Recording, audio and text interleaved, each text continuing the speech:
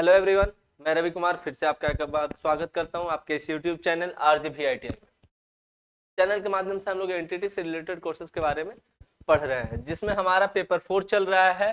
Paper 4 क्या है? शिक्षा का सिद्धांत, प्रिंसिपल ऑफ एजुकेशन। इसमें हम लोग आज का जो टॉपिक हमारा जो होने वाला है वो क्या है? भारत में शिक्षा की वर्तमान स्थिति, यानी कि current status of education in India. Bharat में क्या है कि शिक्षा की स्थिति उतनी अच्छी है नहीं। जब से ये विदेशी आक्रमण हुआ है उसके बाद से भारत की शिक्षा व्यवस्था पहले जैसी अब तक सुदृढ़ नहीं हो पाई है। लेकिन फिर भी क्या है कि जनगणना 2011 के हिसाब से, यानी कि जनगणना 2011 के अनुसार हमारे देश की जो साक्षरता दर है वो लगभग 74% के आसपास आंकी गई है ना, 74%। तो मिला जुला के थोड़ा ये है, हम लोग कह सकते हैं कि हाँ प्रोग्रेस पे हम लोग हैं, प्रोग्रेस कर रहे हैं, लेकिन ये नहीं, संतोषजनक नहीं कहा जा सकता। तो चलिए हम लोग भारत में जो शिक्षा की व्यवस्था है, जो स्थिति अभी वर्तमान स्थिति, उसको क्या है हम लोग 4 पार्ट्स में डिवाइड करके देखने वाले हैं, पढ़ने वाले हैं। इन 4 पार्ट्स में क्या क्या है? पूर्व प्राथमिक शिक्षा, प्राथमिक शिक्षा, माध्यमिक शिक्षा और उच्च शिक्षा। तो आइए एक एक करके इन सभी को देखते हैं विस्तार से। तो पूर्व प्राथमिक शिक्षा मतलब क्या कि लगभग नर्सरी से लेके क्लास 2 तक के 1-2 तक का बच्चा को बोला जाता है प्री प्राइमरी एजुकेशन में, मतलब प्री प्राइमरी स्टेज में उन लोगों को रखा जाता है। ऐसे नॉर्मली तो क्लास 1 तक ही रख सकते हैं, लेकिन चलिए NC से 2 तक इसको रखा जाता है। इसमें क्या होता है कि बच्चे को सिर्फ क्या है, उनके स्किल्स के बारे में, मतलब उनको बोलना, उठना, बैठना, अपने बातों को किसी के सामने रखना, इस तरीके की छोटी छोटी बातें उनको सिखाई जाती है। कैसे 10 लोगों के बीच में बैठना है, अपने दोस्तों से कैसे सामंजस्य बैठाना है, इन सब बातों पे ही टीचर्स उनको बेसिकली उन पे ध्यान देते हैं। और आप लोग तो कोर्स ही इसी का कर रहे हैं, नर्सरी टीचर ट्रेनिंग का, एनटीटी का ये कोर्स चल रहा है। तो उसके अंदर तो स्पेशली इन्हीं बातों के ऊपर आप लोग को ध्यान देना है कि इन छोटे छोटे बच्चों को कैसे आपको हैंडल करना है। तो देखिए, इससे जो पूर्व प्राथमिक शिक्षा है उसकी जो वर्तमान स्थिति है, उसकी थोड़ी सी समस्याओं के बारे में बात करेंगे और उसके बाद उसके समाधान के विषय में हम लोग बात करेंगे। तो देखिए, समस्याएं क्या क्या है पूर्व प्राथमिक स्तर पे, वो आपके सामने है। क्या? पूर्व प्राथमिक विद्यालयों में प्रवेश की समस्या। देखिए, प्रवेश की समस्या जो है ये तो रहती है ना। आपके घर के आसपास देखने के लिए ऐसा मिल जाता होगा, खास करके गांव की बात कर रहे हैं। गांव में क्या होता है कि जो वहाँ के जो गार्जियन होते हैं वो बच्चों को समझते हैं कि पढ़ने का मतलब है क्लास 1 से, ठीक है ना। जबकि पूर्व प्राइमरी स्टेज का कहना है कि कहाँ से, NC से ही इनका एडमिशन हो जाना चाहिए, ताकि बच्चे को यहीं से उन भाषा, एक निश्चित भाषा, एक आदर्श भाषा के साथ उसको मतलब एजुकेशन के लिए प्रिपेयर किया जा सके। तो प्रवेश की समस्या होती है, प्राइमरी स्टेज में बच्चे का मतलब दाखिला उतनी मात्रा में नहीं हो पाता है। सेकंड क्या है कि पूर्व प्राथमिक स्तर के शिक्षक शिक्षिकाओं की समस्या होती है। ऐसा अभाव देखने के लिए अक्सर मिलता है कि टीचर्स प्री प्राइमरी स्टेज के लिए नहीं मिल पाते हैं। तो इसकी समस्या अक्सर बनी रहती है। अगर मिले भी तो क्या है कि प्रशिक्षण की समस्या हो जाती है। तो जो पढ़ाने के लिए रेडी भी हुआ तो क्या होता है कि उनमें ट्रेनिंग का अभाव दिखने को मिलता है। इससे होता क्या है कि कैसे बच्चे को पढ़ाना है, क्या करना है, उसको कैसे हैंडल करना है, ये चीजें उन टीचर्स को समझ में नहीं आती है। सबको एक ही जैसा वो ट्रीट करते हैं। तो ट्रेनिंग का अभाव देखने के लिए मिलता है। उसके बाद क्या है? उद्देश्य विहीनता। उद्देश्य विहीनता में क्या है कि इसका कोई खास पर्पस होता नहीं है। आखिर NC में बच्चे को रखे, क्लास 2 में बच्चे को रखे, क्लास LKG में रखे, UKG में रखे, इसका क्या पर्पस है ये स्कूल कभी गार्जियंस के सामने, पेरेंट्स के सामने क्लैरिफाई नहीं कर पाता। इसका कुछ खास जो उद्देश्य है वो कभी कोई कुछ बता नहीं पाता। तो उद्देश्य विहीनता इसमें देखने के लिए मिलती है। इसका कोई पर्पस नहीं होता, कोई टारगेट नहीं होता। और जो पूर्व प्राथमिक स्तर की शिक्षा की जो सबसे बड़ी समस्या है वो क्या? पाठ्यक्रम की शिक्षा। पाठ्यक्रम कुछ निश्चित नहीं होता कि इसमें कहाँ तक की शिक्षा बच्चों को देनी है। बस वो टीचर्स अपने हिसाब से जहां तक उसको समझ में आता है वो वहां तक पढ़ा देता है। तो ये थी समस्याएं। इसका समाधान की अगर बात करें तो क्या है, इन समस्याओं का अगर दूर कर दिया जाए विद्यालय से इन समस्याओं को, तो यही उसका समाधान कहा जा सकता है। चलिए, प्री प्राइमरी स्टेज के बाद आ जाते हैं हम लोग प्राइमरी स्टेज पे, यानी प्राइमरी एजुकेशन के ऊपर। तो इसकी समस्याएं क्या है कि प्राथमिक विद्यालय की दयनीय स्थिति। प्राथमिक विद्यालय की स्थिति काफी दयनीय है। जैसा कि आप लोग अच्छे से आप लोगों को पता होगा कि हमारी जो शिक्षण व्यवस्था है, खास करके हमारे स्टेट के अंदर, बिहार के अंदर, वो क्या है, प्राइमरी स्टेज पर तो लगभग समाप्त ही है। इस स्टेज में होता क्या है कि जब से ये MDM, ये जो योजना आई है, पूरी की पूरी टीम जो है इसी में लगी रह जाती है। आपके जो प्रधानाध्यापक होते हैं विद्यालय के, वो तो इसी के अरेंजमेंट में बिजी रह जाते हैं। अब टीचर्स आपको पढ़ा रहे नहीं पढ़ा रहे, क्या हो रहा है उधर, वो देखने का टाइम उनको लगभग बहुत कम ही मिलता है, तो इसका अरेंजमेंट में वो रह जाते हैं। तो इससे क्या है कि प्राइमरी स्टेज की जो एजुकेशन सिस्टम है वो धीरे धीरे क्या है, धाराशायी होती चली जा रही है। उसके बाद क्या है, दोषयुक्त पाठ्यक्रम। पाठ्यक्रम भी क्या है कि कुछ ऐसा तार्किक नहीं है, लॉजिकल नहीं, व्यवहारिक नहीं है ना, सैद्धांतिक है। तो भाई प्राइमरी स्टेज पर आप बच्चों को सैद्धांतिक रूप से पढ़ा के आप क्या कर सकते हो, है ना। उनको व्यावहारिक रूप से शिक्षा उनको मिलनी चाहिए। दोषयुक्त दोषयुक्त शिक्षा प्रशासन की समस्या। देखिए, शिक्षा जो प्रशासन है ये भी काफी निराश दिखता है इस मामले में। ये इसका भी एक्शन उतना कुछ खास है नहीं, इसका भी रोल तो क्या है कि टीचर्स पढ़ा रहे हैं नहीं पढ़ा रहे हैं, रेगुलर मॉनिटरिंग होनी चाहिए, है ना, शिक्षा प्रशासन के द्वारा कि बच्चों में इम्प्रूवमेंट आ रहा है नहीं आ रहा है। अगर नहीं आ रहा है तो इसका मतलब टीचर्स दोषी हैं या स्टूडेंट इसके लिए जिम्मेदार है, तो उसका थोड़ा सा ये देखना चाहिए। तभी तो ऐसा करने पे ही टीचर्स लोग सही ढंग से बच्चों को विद्यालय के अंदर पढ़ाएंगे, तभी शिक्षा व्यवस्था कारगर सिद्ध हो सकती है। फिर क्या है, शिक्षकों का अभाव। देखिए, दूसरा चीज ये भी है कि जहाँ पे 25:1 का रेशियो कम से कम होना चाहिए, वहाँ हमारे यहाँ तो कम से कम मान के चले एवरेज तो 40 के लगभग है ना, कि 40:1। तो ये जो है या इससे प्लस ही है, तो ऊपर ही 40 स्टूडेंट से ज्यादा, कहने का मतलब यहाँ के 25 स्टूडेंट और एक टीचर होना चाहिए। लेकिन ऐसा है नहीं, हमारे यहाँ रेशियो क्या है, 40 के ऊपर स्टूडेंट होते हैं और एक टीचर्स उनके होते हैं। तो ये चीज भी शिक्षकों का के अभाव के कारण भी क्या, एजुकेशन सिस्टम थोड़ा हमारा गिरा है।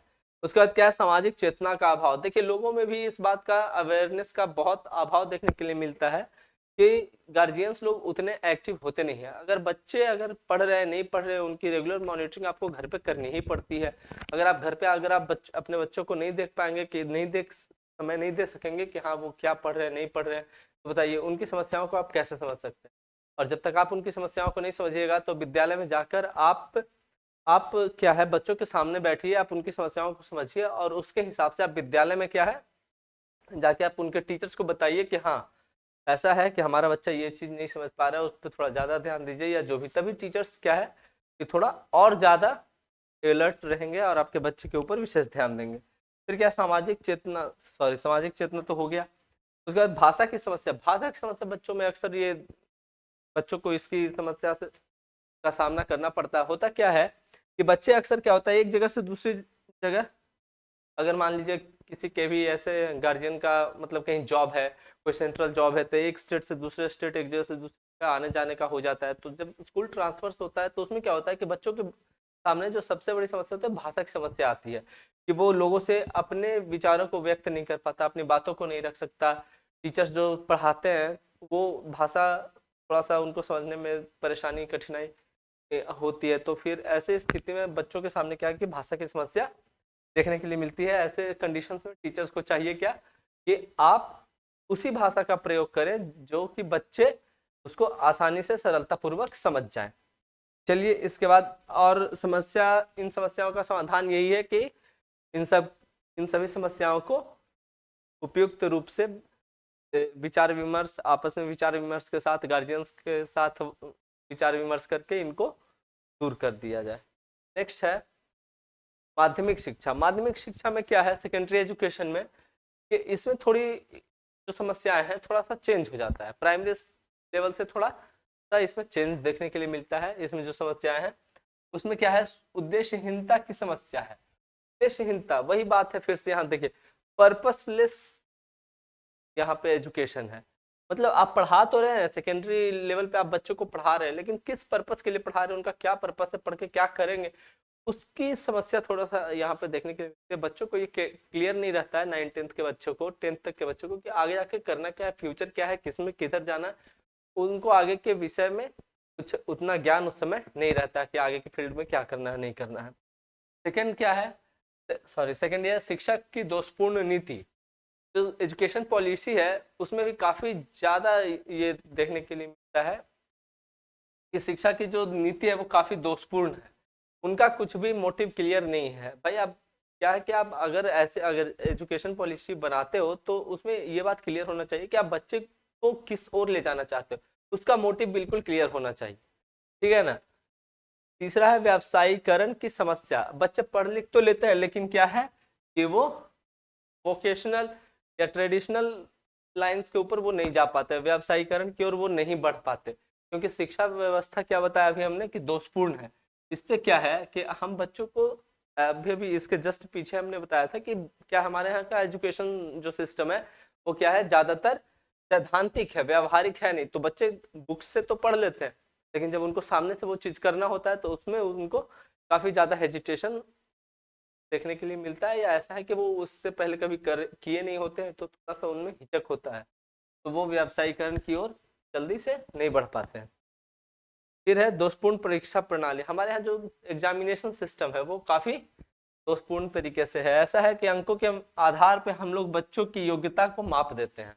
एक अंक हमने तय कर दिया कि हाँ 100 अंकों का एग्जाम है, अब उसमें जो बच्चे जितना अंक ला पाए उसी के हिसाब से उनकी श्रेष्ठता हम लोग निश्चित कर देते हैं, जबकि ऐसा होना नहीं चाहिए। परीक्षण प्रणाली जो है वो किसी एक दिन का या एक दिन बैठ के कॉपी में जो लिख दिए 100 अंकों का एग्जाम, उसके हिसाब से अंकों के हिसाब से उनका आकलन नहीं होना चाहिए, है ना। उनकी डेली मॉनिटरिंग होनी चाहिए, साल में पर डे उनकी मॉनिटरिंग चाहिए, उसके हिसाब से उनकी योग्यता निर्धारित की जानी चाहिए, और तभी तो है ना उनको उपयुक्त उनकी समस्याओं का उपयुक्त रूप से समाधान किया जा सकेगा। और जो लास्ट है इसमें शिक्षकों की स्थिति। शिक्षकों की स्थिति जो है इसमें भी काफी दयनीय है। स्थिति ये है कि यहाँ भी स्टूडेंट और ये टीचर्स का रेशियो है बहुत, उनमें बहुत बड़ा गैप है। बहुत ऐसे विद्यालय हैं जहाँ सिर्फ एक दो शिक्षकों के भरोसे ही पूरा विद्यालय चलता है। तो शिक्षकों की स्थिति इसमें भी काफी सही नहीं है। सरकार को चाहिए कि शिक्षकों की स्थिति में सुधार किया जाए ताकि एजुकेशन सिस्टम को और बेहतर बनाया जा सके। इसके बाद है उच्च शिक्षा यानी हायर एजुकेशन। हायर एजुकेशन में भी क्या है कि दोषीयुक्त पाठ्यक्रम। देखिए यहाँ भी सिलेबस का को ही दोषी माना जा रहा है कि हमारे यहाँ का जो सिलेबस है, जो पाठ्यक्रम है वो क्या है, दोषयुक्त है ना। इसको सही करने की आवश्यकता है। विषय विस्तार की समस्या। आगे जाके जो क्या है आगे जाके सब्जेक्ट्स का मतलब जितना सारा ऑप्शन होना चाहिए, सब्जेक्ट्स का ज्यादा से ज्यादा ऑप्शन होना चाहिए, वो देखने के लिए नहीं मिलता है। बहुत से ऐसे कॉलेज आपके आसपास के कॉलेज है जो कि आगे हायर एजुकेशन में क्या है कि अब पीजी वगैरह हर कॉलेज में नहीं होता है कि आप वहां से पोस्ट ग्रेजुएशन कर सके। आपके शहर में 4-5 कॉलेज है तो उसमें मुश्किल से 1 या 2 कॉलेज ऐसे होते हैं जहाँ से आप ऐसा कर सकते हैं। उनमें भी उन ब्रांचेज में भी क्या होता है कि स्ट्रीम का कमी होता है। आप जैसे आप किसी एक निश्चित आप समाज शास्त्र से करना चाह रहे तो हो सकता है कि उस विद्यालय में उस विषय से संबंधित ये हो ही ना, सब्जेक्ट ना हो। वहां आप समाज शास्त्र के लिए गए हो और वहां राजनीति शास्त्र से का ऑप्शन है, तो उस कंडीशन में आप नहीं कर पाएंगे, तो फिर आपको किसी और दिशा में मूव करना पड़ेगा। तो ऐसा नहीं होना चाहिए। तो समाज विस्तार की जो समस्या है, सॉरी विषय विस्तार की जो समस्या है, उसका भी निदान सरकार को स्थायी तौर पे करना चाहिए। फिर क्या है, मार्गदर्शन की समस्या। देखिए हायर एजुकेशन में होता है क्या है कि बच्चों को हमने अभी बताया कि जब वो 9-10 में होते हैं तभी उनको पता नहीं होता कि उनको किस फील्ड में जाना है और किस तरीके से जाना है। अगर उन्होंने तय भी कर लिया, बच्चा क्या करता है कि हमको पायलट बनना है, हमको डॉक्टर बनना तो है, लेकिन कैसे बनना है, कौन सा आपको रास्ता अपनाना है, कौन सा रास्ता आपको चुनना है, ये बच्चे को पता नहीं होता है। तो वहां पे क्या है कि मार्गदर्शन है ना, गाइडेंस वहां पे चाहिए होता है। अब गाइडेंस नहीं मिल पाता है, बच्चा बड़ा हुआ अभी भी उसका सपना है, 9-10 कर गया, 11-12 पास हो गया, अभी भी उसका सपना हम डॉक्टर बनेंगे। अब उसको उचित गाइडेंस वहां पे मिलना चाहिए एकदम, वो नहीं मिल पाता तो उसकी समस्या है। तो गाइडेंस के लिए भी ऐसी व्यवस्था होनी चाहिए कि बच्चों को जब जिस तरीके की समस्या है उसके समाधान के लिए कुछ होना चाहिए। अनुशासनहीनता की समस्या। अनुशासनहीनता क्या है कि देखिए अगर पाठ्यक्रम सही नहीं होगा, अगर आपका व्यवस्था विधि व्यवस्था माध्यमिक स्तर पे, उच्च माध्यमिक स्तर पे अगर आपकी विधि व्यवस्था अगर सही नहीं होगा, उच्च स्तर पे अगर आपकी विधि शिक्षण प्रणाली अगर सही नहीं होगी, तो क्या होगा कि अनुशासनहीनता तो देखने के लिए बच्चों में मिलेगी, है ना। अनुशासनहीनता, क्योंकि बच्चे अगर संतुष्ट नहीं होंगे अपने स्टडी से तो वो जाहिर सी बात है अनडिसिप्लिन्ड एक्टिविटीज में वो ज्यादा एक्टिव दिखेंगे। तो ये हायर लेवल पे अनुशासनहीनता की समस्या भी देखने के लिए मिलती है। इसमें चाहिए कि जो भी इनके शिक्षक हैं या प्रोफेसर्स वगैरह हैं वो बच्चों के साथ तालमेल बिठा के रखें, उनकी भावनाओं को समझे और के विचारों के साथ क्या है समायोजन स्थापित करें, ताकि अनुशासनहीनता की जो समस्या है उसका समाधान का निराकरण किया जा सके। लास्ट है इसमें अनुसंधान की समस्या।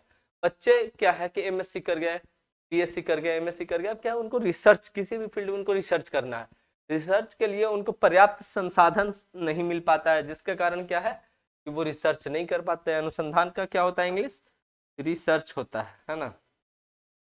तो रिसर्च में उनको पर्याप्त रूप से इंडिया में क्या है ये नहीं मिल पाता, खासकर हमारे बिहार तो खैर समाप्त ही है। तो इसकी समस्या भी हायर एजुकेशन में देखने के लिए मिलती है, जिसके कारण बच्चे क्या होते हैं, जो भी हमारे यहाँ का जो टैलेंट है, जो प्रतिभाएं हैं, वो अक्सर माइग्रेट कर जाती है, एक देश से हमारे देश से दूसरे देश में चली जाती है अनुसंधान के लिए। तो देखिए ये थी भारत की शिक्षा व्यवस्था की वर्तमान स्थिति, और आप लोगों ने सभी के समस्या और उनके समाधान के विषय में एक एक करके देखा। तो ये इस वीडियो में इतना ही, और उम्मीद करते हैं कि आप लोगों को ये वीडियो समझ में आया होगा। आज जो भी हमने आज आपके क्लास में आप लोगों को बताया, आप लोगों को समझ में आया होगा। तो अगर वीडियो सही लगे तो लाइक शेयर और सब्सक्राइब जरूर करें।